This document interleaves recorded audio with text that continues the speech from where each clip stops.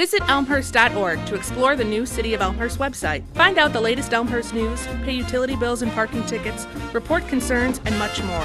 Elmhurst.org is an ideal way to discover what Elmhurst offers your business, your family, your life.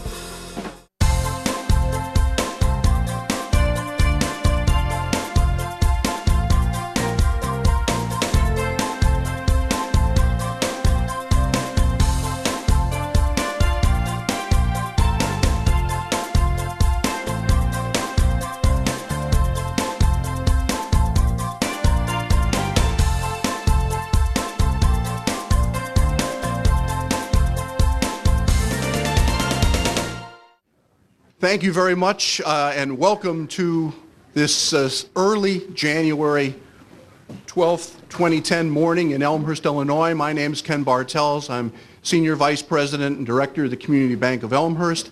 It's my pleasure to offer the first welcome to this State of the City 2010, sponsored by Community Bank and the Elmhurst Chamber of Commerce and Industry. We're pleased to see all of you here this morning and the larger cable television audience that will see this later on Elmhurst, Our Kind of Town. We thank Fresh Start Cafe for our breakfast. Maybe a quick round of applause for them would be in order.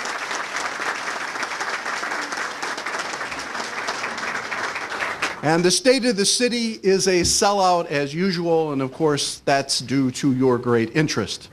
Now, the first challenge of the morning will be for you to rise and join me in the Pledge of Allegiance.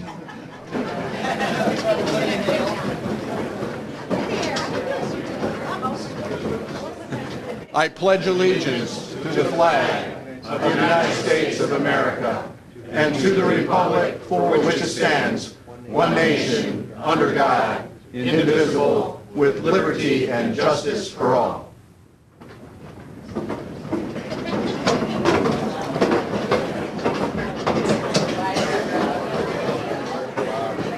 And of course, the challenge was not that you didn't know the pledge. The challenge was managing to get you all up at the same time.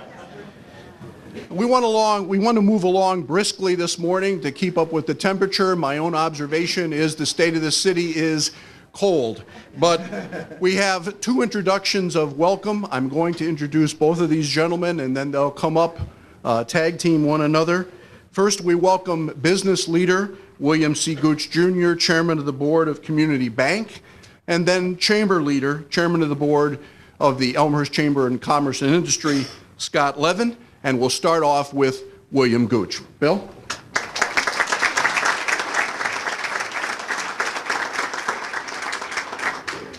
Well, I would like to welcome you all here. I hope you enjoy this as much as we enjoy putting it on.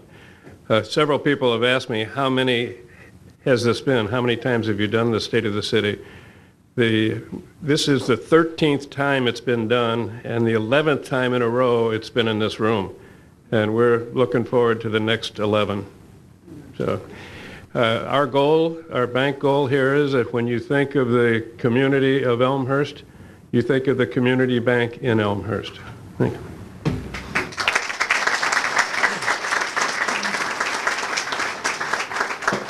Good morning. On behalf of the Chamber, I want to welcome everyone to this event. Because of the time, Mr. Quigley asked me to keep my remarks to 30 minutes, and I'll try to do that. I'm sorry, 30 seconds. 30 seconds. This is the Mayor's first State of the City address, and these are difficult times, so we're interested to hear his remarks. It's kind of like being appointed fire chief while the firehouse is burning, and so you have your work cut out for you. A personal welcome to the Mayor, and I want to thank the Community Bank for hosting this, and enjoy the program. Thank you.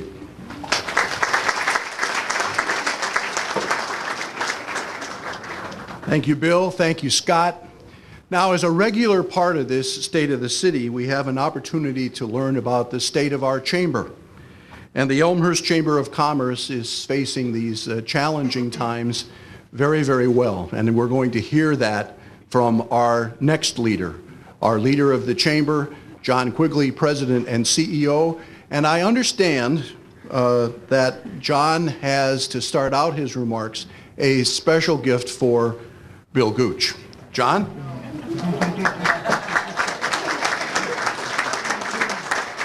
Oh, come on, you can applaud better than that. Come on. Well, good morning, ladies and gentlemen, and thank you for taking time away from your busy work schedules to join us for the Mayor's State of the City address. As has become a tradition for me, I want to take a few minutes to report on the state of the Chamber in 2010, certainly the most challenging year in my decade-long tenure as President and CEO. But before I do that report, I would be very remiss if I didn't take care of one really important piece of business. A year ago at this event, I was forced to wear a St. Louis Cardinals jersey because I lost a golf challenge to Mr. Gooch, who happens to be a huge Cardinals fan, steroids and all.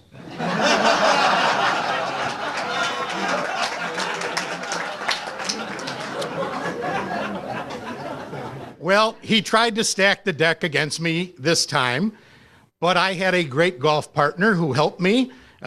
Rich, where are you, from Elmhurst Park District? Yes. Rich Grodsky helped me defeat Mr. Gooch and his top minion, Rich Reichert. And now Bill has to wear one of my Cubs jerseys for this event.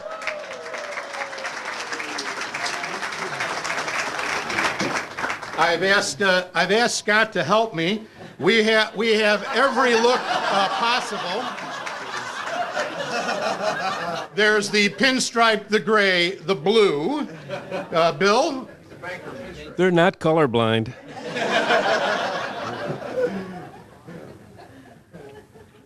I'll wear this one. I even brought hats for each one.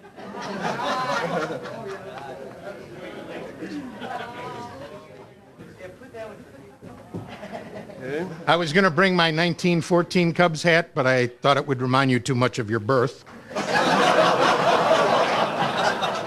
Actually, it'd probably remind me of 1908, which was the last year that the Cubs won.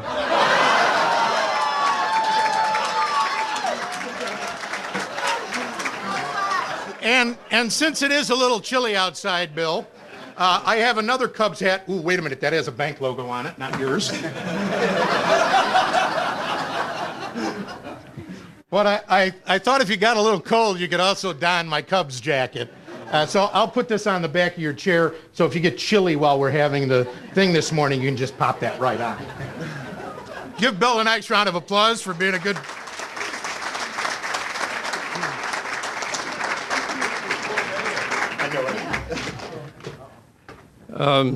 First of all, Rich Grodsky, that's your last time you're playing in this.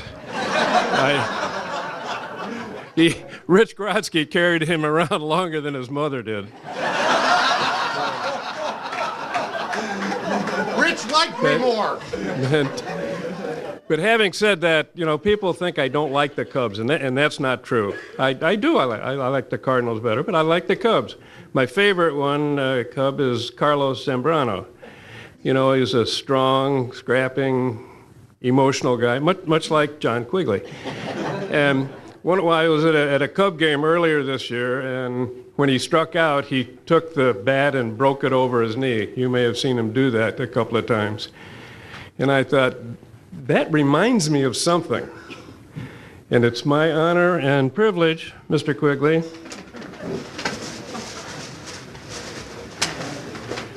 to present you with the Carlos Quigley Award.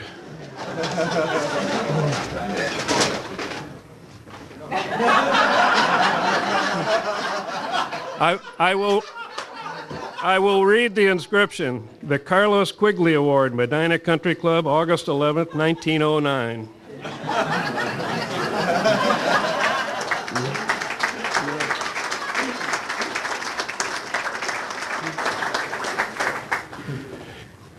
Thanks for being a good sport. Now you know how serious that golf game was. I hit a bad chip shot, and With his knee. that's where that. The four caddy just shivered behind me, holding both pieces. Not sure whether he should hand them back to me or not. Thank you, Bill. Really appreciate it. And Bill, should I ever strike out playing baseball, You got enough to say. I would break a bat over my knee. A year ago at this event, my address focused more on the economic uncertainties facing us in 2009 than what the Chamber accomplished in 2008. I stressed to all the business people and to residents alike the importance of shopping Chamber first and shopping Elmhurst first whenever possible to keep those vital retail tax dollars within our municipality. Last January, Elmhurst retailers saw their home rule sales tax triple from 0.25% to 0.75%, but retail sales tax revenues have fallen short of even the city's modest $9 million projection. And by the way, that $9 million is $2 million under what was being generated in the pre-9/11 era. While exempt from the home rule sales taxes, Elmhurst's new and used car dealerships, several of whom are here today, which typically generated 35 to 45 cents of each dollar in retail sales tax, have seen their sales slump from 25 to 50%, even with a booster shot from the federal Cash for Clunkers program. As I forecasted last year, more of the city's budget burden is being shifted to commercial and residential property owners. The Elmhurst City Council recently approved an increase of 79% in the municipal property tax rate. That will add $255 to an average $6,200 bill of an average home worth about $404,000. Being a small business operation itself, the Chamber often shares the plights of our membership, and in 2009, Chairman Jason Janes and our Board of Directors chose to confront those economic challenges head-on by employing proactive strategies rather than reactive tactics. Through a combination of technological efficiencies, contractual negotiations, and good old-fashioned belt-tightening, the Chamber trimmed operating expenses by some $30,000 without adversely affecting member benefits, member services, and member programs. The Chamber also wisely opted to ring down the curtain on Elmfest after 26 years, eliminating the ever-present financial risks that have befallen community festivals in Downers Grove, Wheaton, Lisle, and elsewhere. In its place, our summer concert series partnership with Elmhurst City Center in the city was popular with residents and well received by downtown merchants.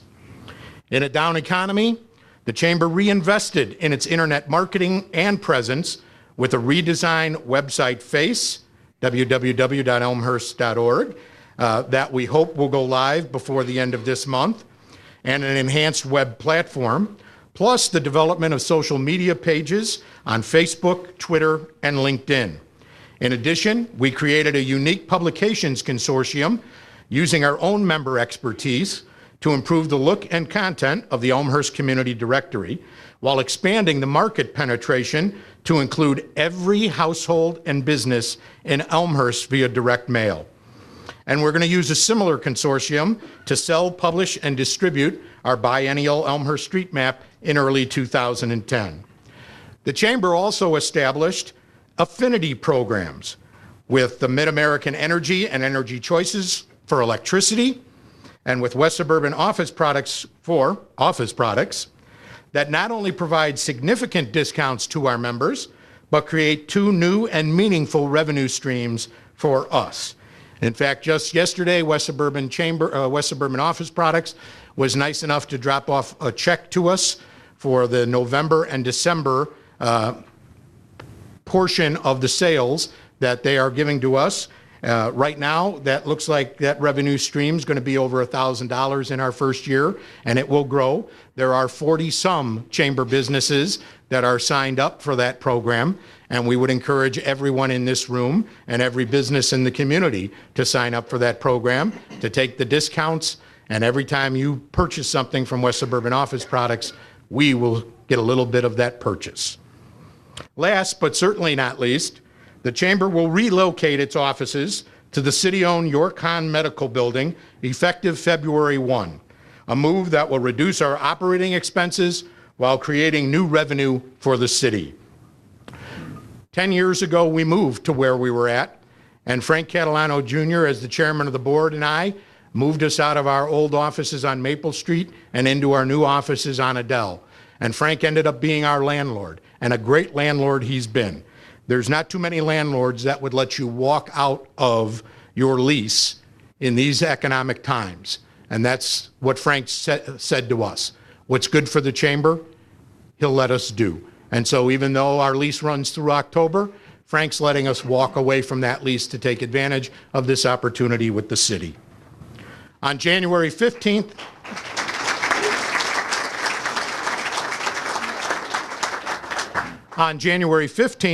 the Chamber will conduct its 91st annual meeting and awards dinner, and I invite all of you to come celebrate with us. We will honor Harris Elmhurst as the A.J. Tachitaronis Business of the Year for 2008. Harris is the 11th winner of that award, the first 11 years ago being Community Bank of Elmhurst. Ken Bartels of Community Bank of Elmhurst will be honored as the Chairman's Award winner for 2009, and she's out here in the crowd, one of our volunteers. Shelley O'Connell will be honored as the Ambassador of the Year for 2009. Give all of those awardees a nice round of applause.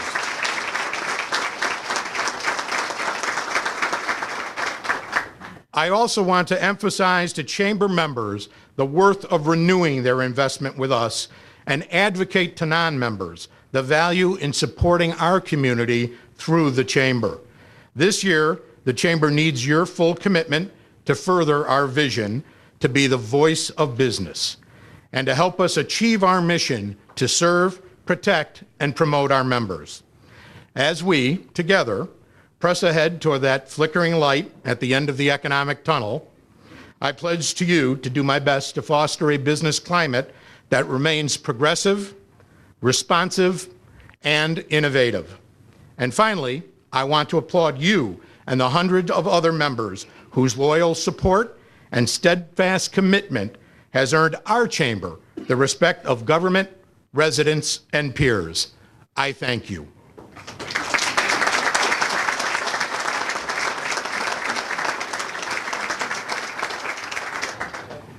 Thank you, John, and thank you, Bill, newest Cub. I've learned that you can't possibly control them. You can only hope to contain them.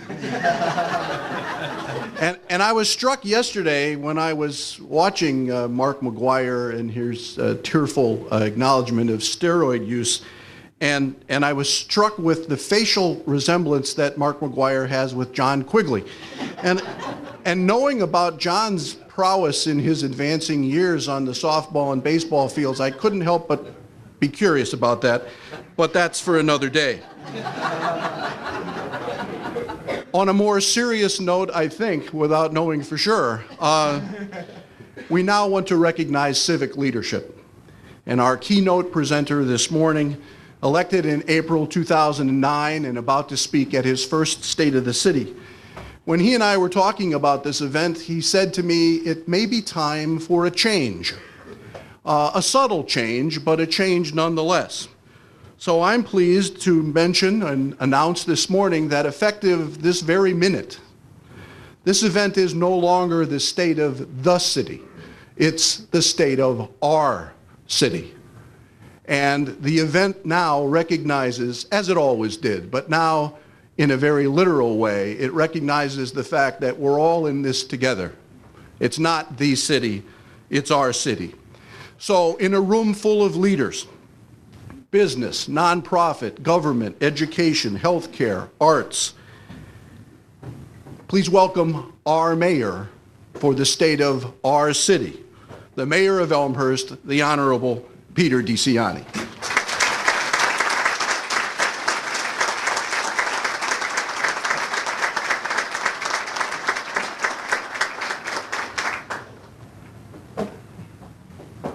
Wow, that was a great feeling, a great intro there. Thank you, Ken. Thank you, Bill Gooch, Chairman Gooch from Community Bank of Elmhurst.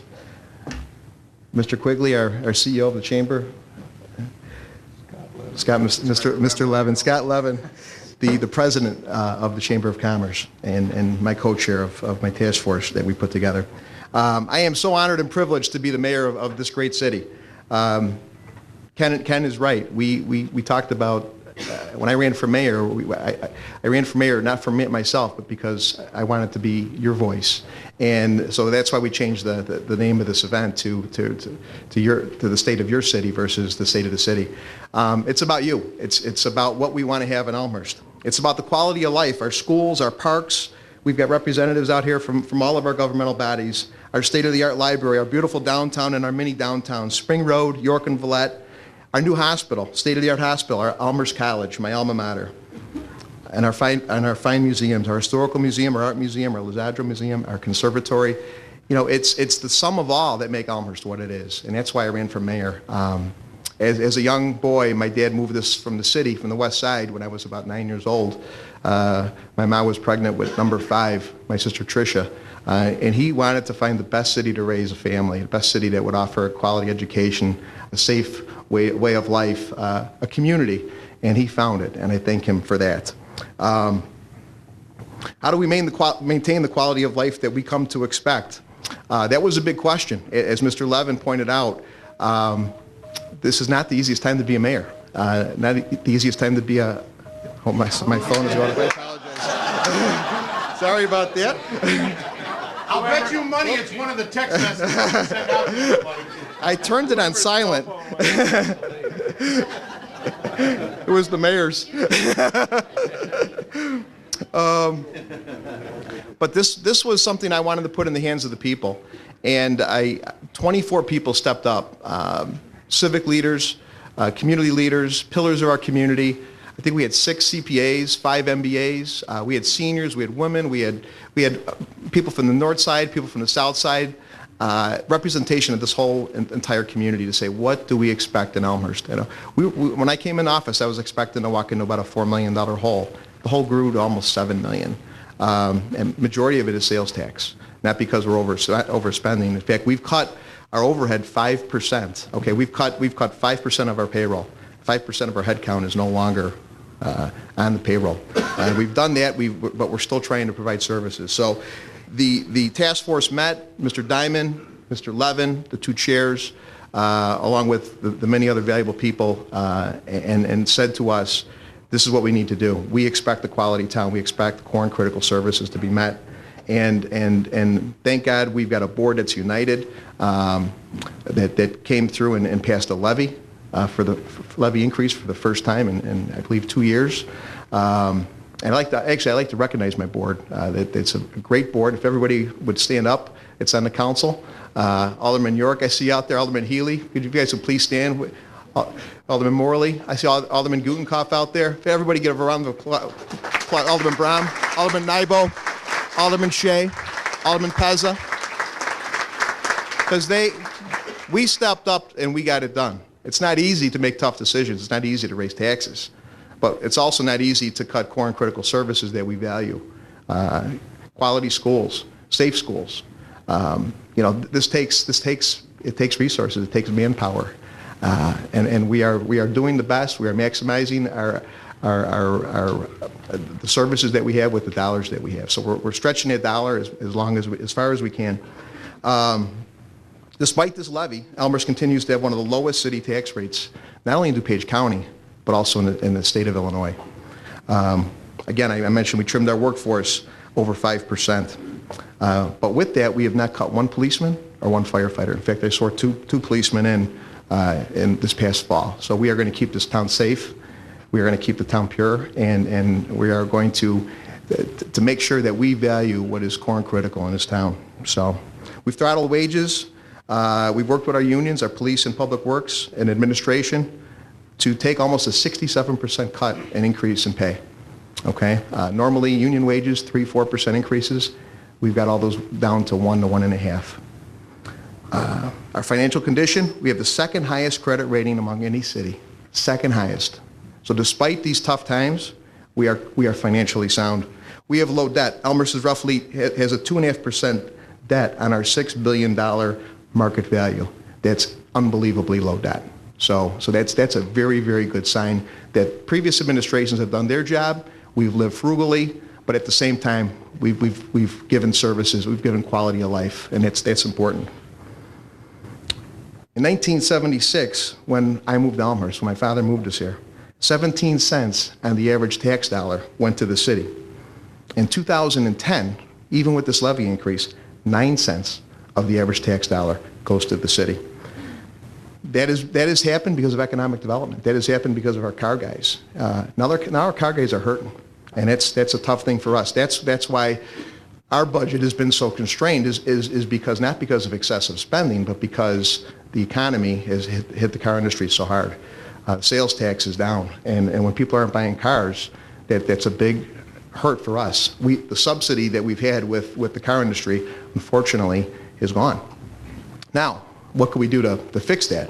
30% of the people in this town buy their cars in town.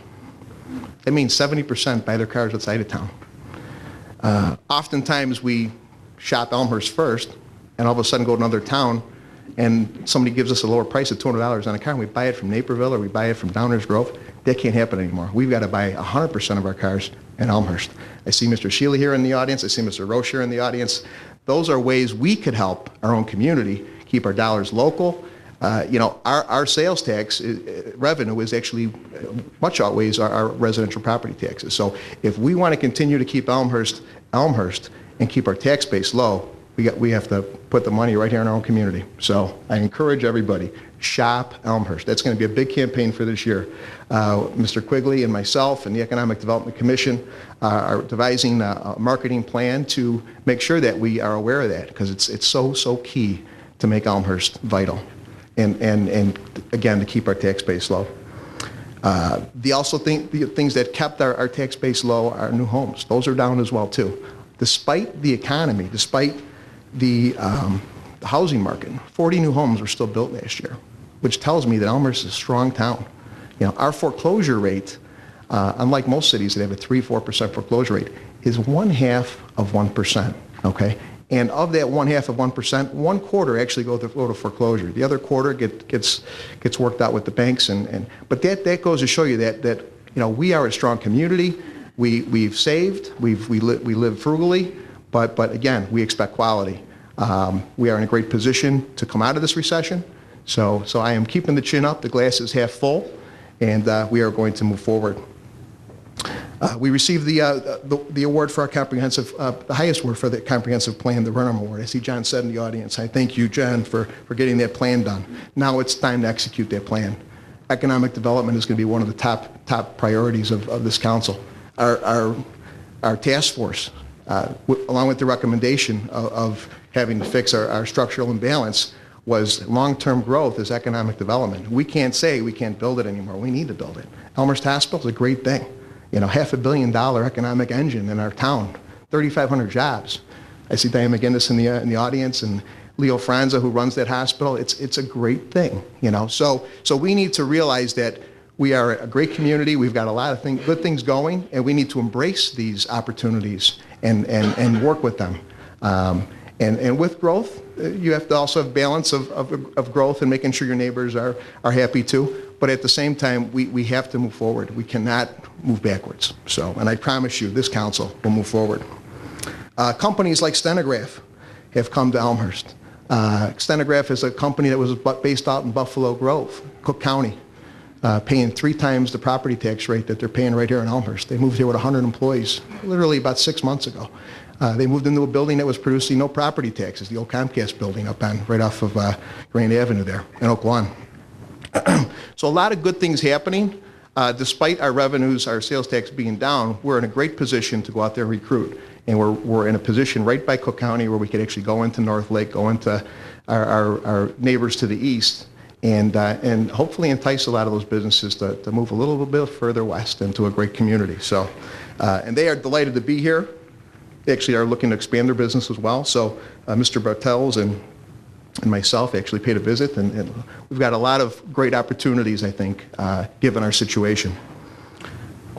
I mentioned about shopping Elmhurst, not only for our cars, but our food, our clothing, our entertaining, eating out. I see Willis Johnson right in front of me, who did a great job, and in my opinion, was the man that really cultivated our downtown. I remember our downtown in the 70s and 80s when it was on the decline, and the show was a $1.50 show. And Mr. Johnson, together with the city, revitalized our theater. And that theater became the anchor that brought restaurants and entertainment venue that helped build our city center. And those are the things that really make this town what it is. This man is a pillar. I don't know if you just saw what he did in the Schiller passageway there, but he took an old alley and made it a work of art. And it's all historical about, the different stores that we had back in the days in the 70s. I remember when I was a kid, Ruby's and I think it was the Golden Girl or Honey Girl. But yeah, I'm walking down that Schiller passageway and I'm like, this is like it's like a blast from the past. So this man, he keeps the integrity of our culture, of our history, and just keeps on reinvesting in our town. And I think that's just terrific, and it's a good sign. A downtown with a 3% vacancy rate. When you go to Oak Brook and you see other vacant stores, and that's one of the big Mecca shopping malls, and you go to our downtown and see our vacancy rate at 3%, I think that's something to say about the quality town that we have. Yeah, nobody's making a fortune right now, but everybody's paying their bills, and they're here for the long run. Mrs. Fitzharris is right in front of me. She took an old bowling alley that was doing well, then kind of went on the decline, and she revitalized it. Brought a new venue in there with the dueling piano bar, and Brendan. But we are a town that keeps on thriving and reinvents itself when things get a little stale. So these are all good things. These are all good signs that this recession hopefully will be ending soon, and we are positioned in a position that we can flourish as this recession does subside. And it will subside. I think our stock market is an indication that things are coming back. Our real estate market is coming around. Again, foreclosures at a very, very low rate compared to other communities. So these are all good signs. What can we do during these tough times? Working together is going to be key. I actually established, along with the City Council, the City and Park Committee, which has been meeting on a regular basis. And actually, they met yesterday, and they said, let's invite the school district to this committee. We can get a lot more done together than we can working independently. We pave a lot of roads in this town, and the school district needs parking lots paved.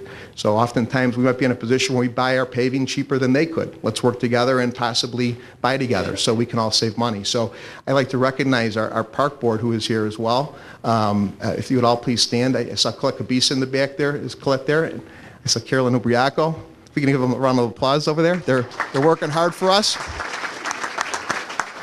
Mary Keys I saw in the back. I see Mary. Anybody else that I'm missing? Mr. Grotsky, who's the executive director of that great organization. So, and our school board, and that's so key because our schools are so critical to keep strong. I saw Peggy Osachek and Deb Conroy, and I see Dave Carlquist. If you'd please stand and be recognized because they do a great job and they're working hard for us. Maria. What's that? And Lynn Krizik, also the superintendent of schools. Lynn's there as well. They're working hard. I mean, times are tough. The CPI is up virtually zero. So they're working with tough funds right now too. And they're tax capped. So this is a very, very tight year for all the taxing bodies, and it's so important that we work together to make sure that we can deliver. It's one tax dollar going into the pot. Even though there's several, from different entities, the taxpayer's writing one check. And we want to make sure that we can deliver on all bases, from schools to parks to city to library.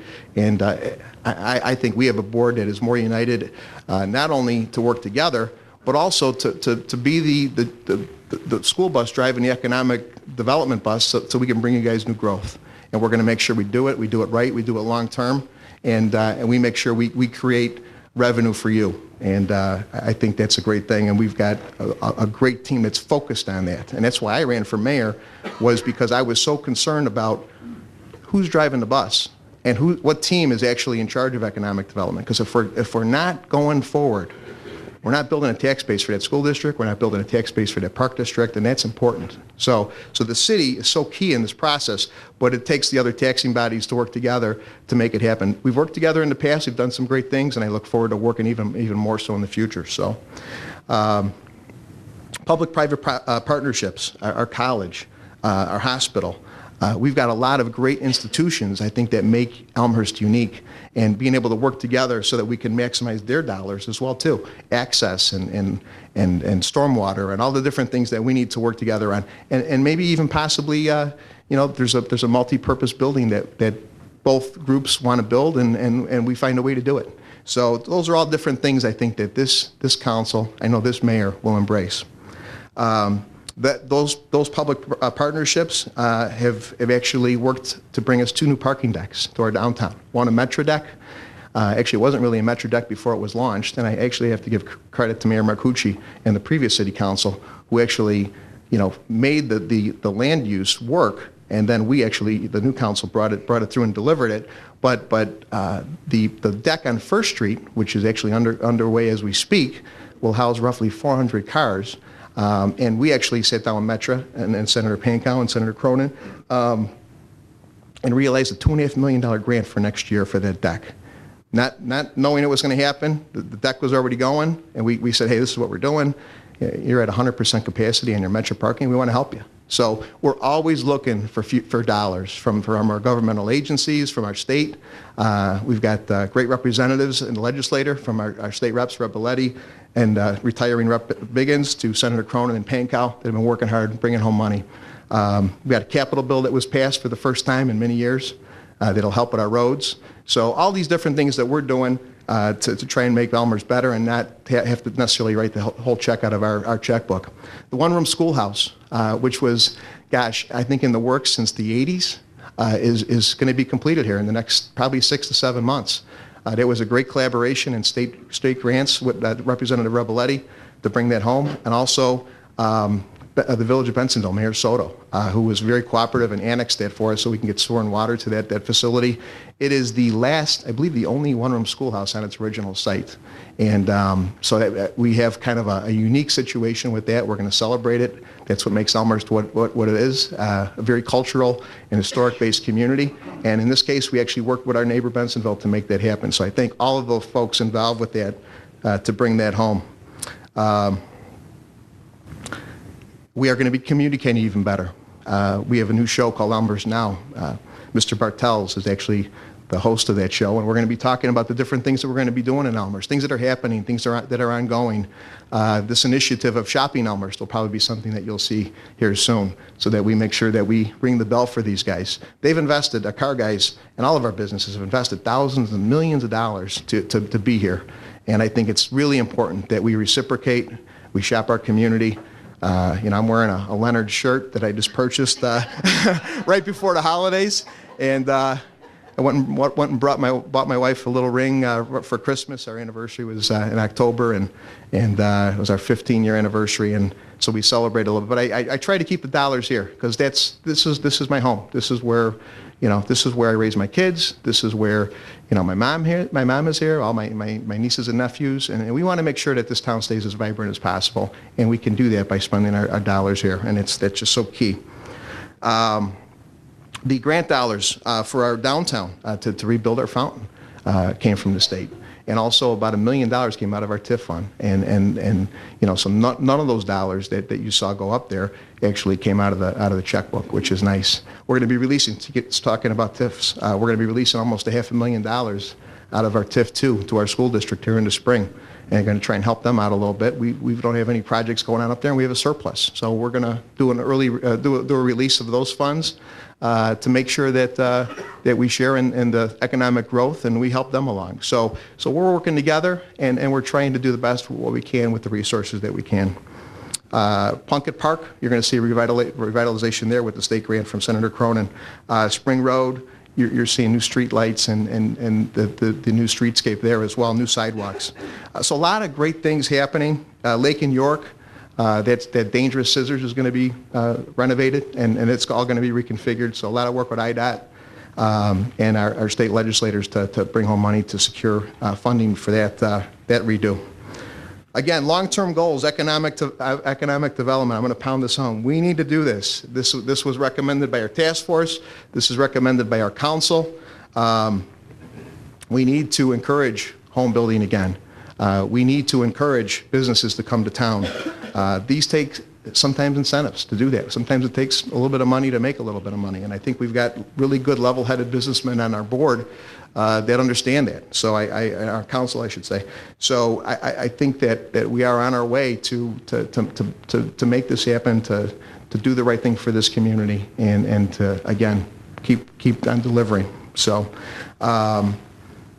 the new FEMA flood map, Mr. Marcucci is still sitting on that, our flood commission, and is fighting for that, because that's a key part of fixing some of our problem areas that have prime opportunities for economic redevelopment. So I appreciate his efforts in continuing that fight, and I'm there along with him. So, to wrap this up, and then I'll take some questions and answers, I just got to tell you, I love this town. This is the town where I went to grade school, Mary Queen of Heaven. I went to York High School, ran for Joe Newton, and just had a great education there. And I went to probably, in my opinion, the finest college in America, and it's Elmhurst College. And I received my business degree there from, I see Dr. Carroll on the back, who was one of the best business teachers that I've ever had. And I'm here to give back. I'm here to make this town a little bit better. And I appreciate you giving me the opportunity to do that. So together we can do this. It's your town, and I'm going to make sure that your town is the quality town that we all expect. So God bless, thank you. And if you have any questions.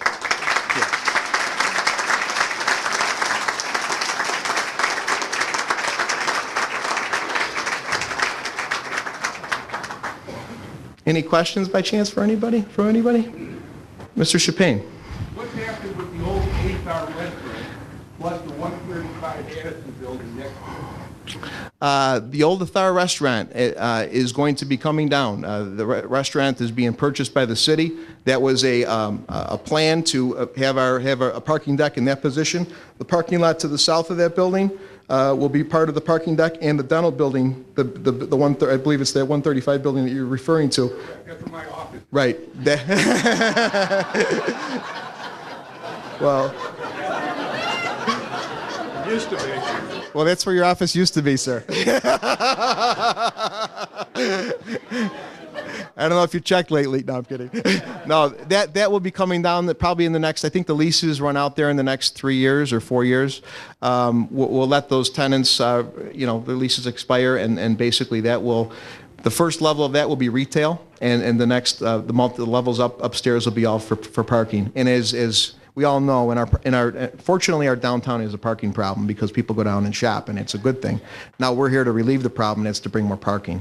And so we've got 2 decks, the Addison Street deck, which Mr. Chapin is referring to, that hopefully will be constructed. Our goal, as soon as possible, but with the leases and the tenants that are in there, we're probably looking at another 3 years before we could start that, unless some of the tenants decide to possibly end their leases early. So, but we're also looking to keep those tenants, and I believe the public-private side is working together with the city to try to build a medical office building for you guys, and keep you close and keep you in our downtown, and keep your tax dollars local. So we appreciate it.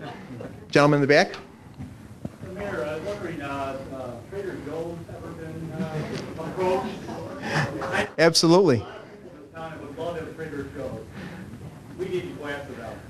That's the question. Knocking on their doors, beating on their doors. Let's get them in our town. You got it. The gentleman asked, is there anyone, is there anybody that's in touch with Trader Joe's? We are all over Trader Joe's. And this mayor wants a Trader Joe's better, more so than any other person, because my wife's probably there every other day. so I catch the heat at the house. Anyway, Rose is awesome, but she is always planting seeds in my mind, and one of those is a Trader Joe's. Whole Foods is another one that we're courting. And we have spots. We've got great spots that are available. It's a matter of staying in front of them. And Traders told us about 3-4 months ago that they're not planning on opening up any stores for about 18 months. But we plan on visiting with them, probably weekly or monthly until that 18 months is up, so that we're right in front of them, so that when they do decide to open, we've got some spots available. So, and we're looking forward to embracing those types of businesses. Destination retailers, I call those, that bring revenue, sales tax to this community. That's important. When we have people driving to Glen Ellen and LaGrange to shop, that's not a good thing. So we also have to have the right retailers, and we're working on it. We've got a lot of great retailers already. Good Earth is a store that recently opened. It's similar to a Whole Foods, and I was there the other day buying some Laborio bread. That's really different, and you know, they have a lot of boutique items there, which I think is great. And I think the town was calling and craving for something like Good Earth. So, but we are constantly meeting, and we will. This mayor, especially, is a pro-economic development mayor, and I'm working on several other restaurant anchors for this community.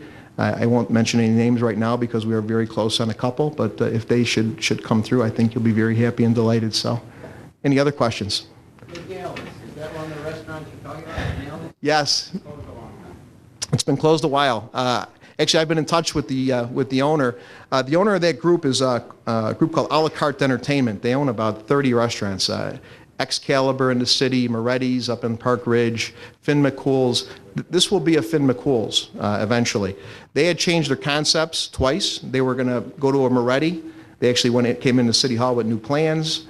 They realized the kitchen wasn't going to work. Now they're back to Finn McCool's. They're about 90% done with their construction. They've opened up 3-4 places in the last 6 months. And they tell me that within the next 3 months they will be open. So, but the mayor is pressing them because he wants. I know Mr. Diamond is in the audience. He's very, very adamant on the mayor to get that place open. So it's 2 blocks from his house. so, but in the meantime, we got a great Fritz's Pub that's open too. So we got plenty Irish to go around. So, anybody else? Yes, Julie.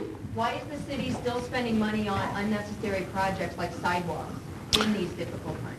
Well, that's going to be a question. Last year we had them in our budget, and this year, you know, we haven't figured the budget yet, and we're working through that. The budget will be probably whittled down by May, and that's something that might be on the chopping block as far as.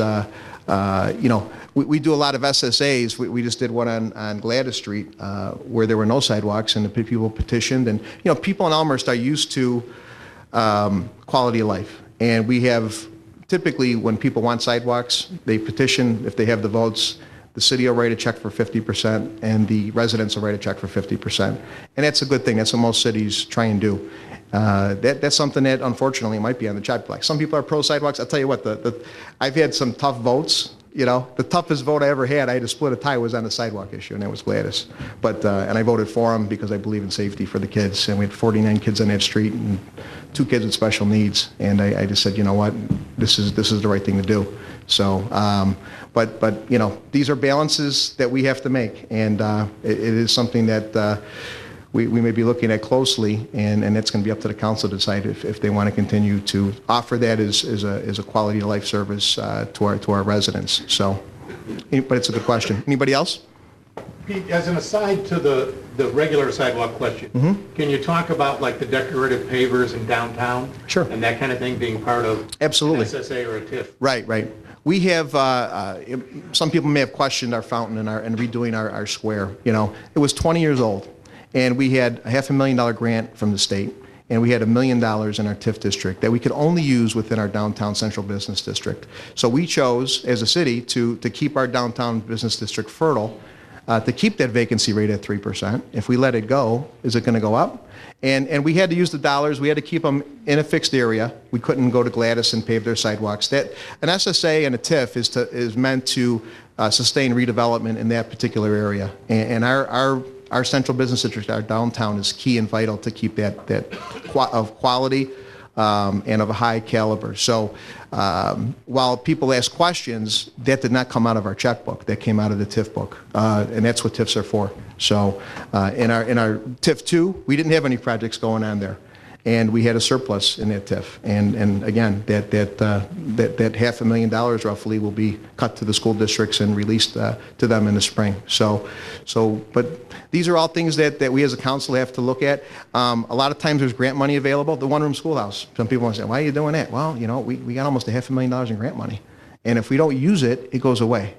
So we need to, when we get this free money, I shouldn't say free money, when we get the free money from the state, okay, it's up to our representatives to bring home the bacon, and they're doing it. So it's up to us to say, we want it, and we want to put it in our infrastructure. So, and unfortunately, we can't take those dollars and put them in the checkbook and spend them in other ways. Those are, unlike a business, government is a little bit different, although we're trying to be as business-minded as we can, but we also have to work within the law and the rules that are given to us. Mr. Rosenberg, yeah.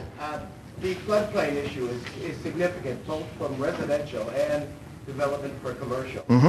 I know that there's a lot of residential homes in the flood that are out of the floodplain that would now be back in, affecting obviously the value of those homes, the mortgageability and the insurance expense. But also I know some of your plans on 83 in that proximity area would be affected if we go back into floodplains.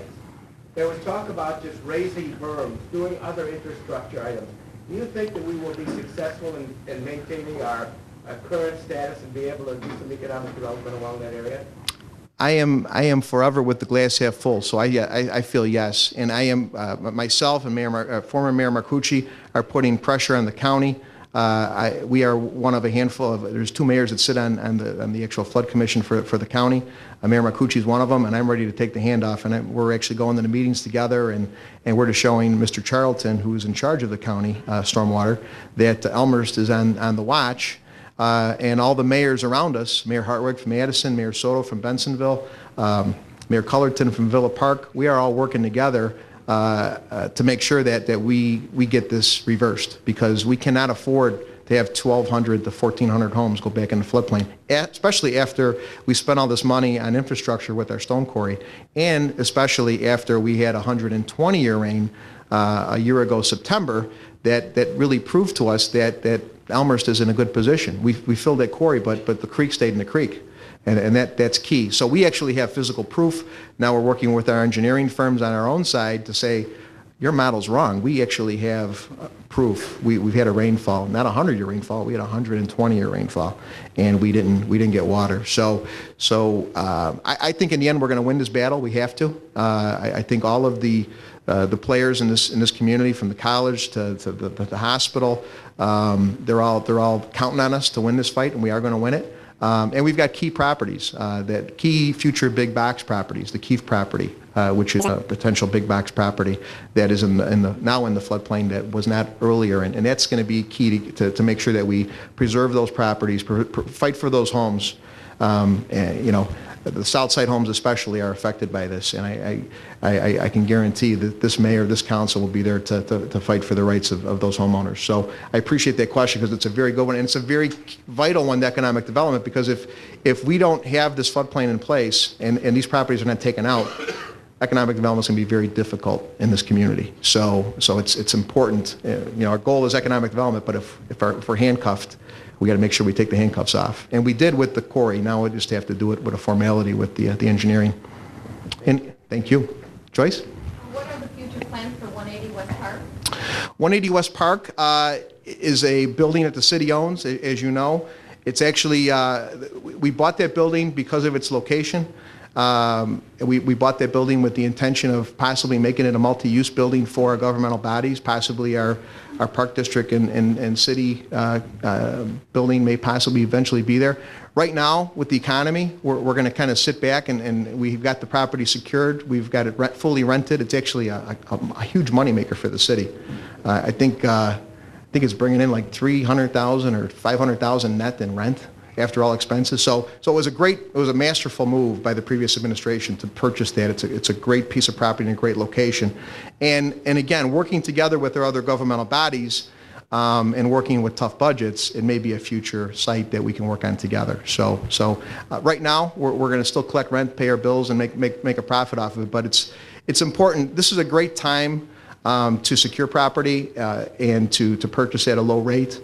So even though some people might say, should you be buying right now? Well, on a case-by-case basis, we're going to do that, you know, because it's important that we secure the future of this community, and wise investments that are purchased on a down economy turn out to be fruitful in the long run. But that's a great question. It's a great piece of property that we want to hold on to, and we, again, fully rented. We've got the college in there, you know, has offices, and a lot of key players are in that as well. And it's also a great building too for public-private use as well, possibly with the college as well too. So keep an open mind. Yes, sir. My name is Nathan Reese. I've got a commercial general contracting company in town, and I just wanted to know what's being done by the city to ensure that tax dollars and TIF dollars are being bid out competitively and being spent wisely? Absolutely, absolutely. Well, we first of all, we bid out everything in this community. We have situations sometimes where there's a public-private contract or agreement where a developer may come in and secure property for us at a low rate, and we may give him an exclusive on a general contracting position at a competitive rate. But all the subcontracting, for instance, with our parking deck, has been bidded out at City Hall, sealed bid to City Hall. Actually opened up by the clerk, in some cases witnessed by the mayor. So I can tell you, anything over a certain threshold is I believe it's $20,000. We have a whole list of criteria. Certain dollar amounts have to be bidded out by 3 vendors, and then we have everything, anything large goes out in public bid and with public disclosure in the paper, et cetera. So we are very frugal with our dollars. The parking decks that were the first one that we're building right now, the numbers are coming in way under our projected budget because of the economic times. People are, as you know, in your business, are rolling up and they're bidding low. So we're taking advantage of the bidding. So good question now. Anybody else? Mr. Mueller. Mr. Mayor, I wonder if you might be able to comment on the Hahn Street development. I'm told that the city has spent anywhere from $10 to $12 million on it to close some bonds. And it's costing the taxpayers roughly, and then don't quote me on this, about $80,000 a month in interest. How long is the city willing to wait for something to happen there? That's my question. Right. Well, I think Hahn Street is a prime example of having a unified board. That project should have been built and should be bringing in money. And I can promise you, this board has never been more unified, and we will get things done. Now, the economy is tough. It's changed since Hahn was first approved. So we're working with the current developer, Mr. Morningside here, who's here in the audience. He's had many successful projects, not only in our community, but also in other communities around us. And a lot of it is going to have to do with financing and having the right financing for the project. So we're waiting. We're making sure that the times are right, and we may even have to reinvent the project as well too. So, but we have a good partner with the project that has a proven track record. Unfortunately, this is something a card that I've been dealt with. But you know what? You got to make tough decisions as mayor, and we're gonna keep on moving forward. One thing I can tell you is we will get the project done. It will happen. It's just a matter of when and when banking is a little bit more friendly to that market. And again, if the no pun intended. So, but we've got, again, a good partner, and I think we're a resourceful council that is innovative and creative, and we'll work with the cards that we have. So, anybody else? No more? Thank you.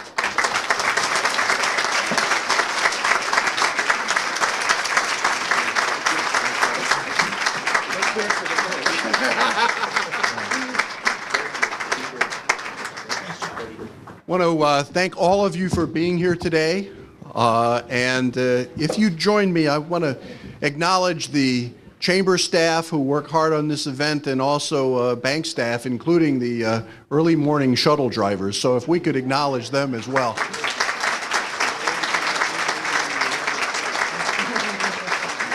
I looked for a quote that could close this morning, and I found this one from the late journalist John M. Henry. And it goes like this, and I quote, "Yesterday is experience, tomorrow is hope, and today is about getting from one to the other as best we can."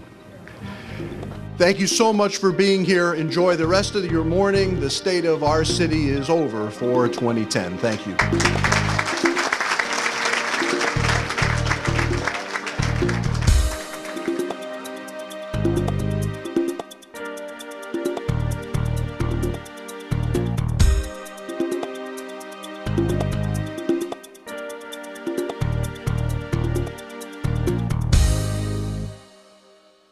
Hi, I'm Elmhurst Police Chief Steve Neubauer. Elmhurst is a great place to live and work. However, we are not crime-free. Many people in our community become victims of crime simply because they did not lock their belongings. I would ask you to do two things.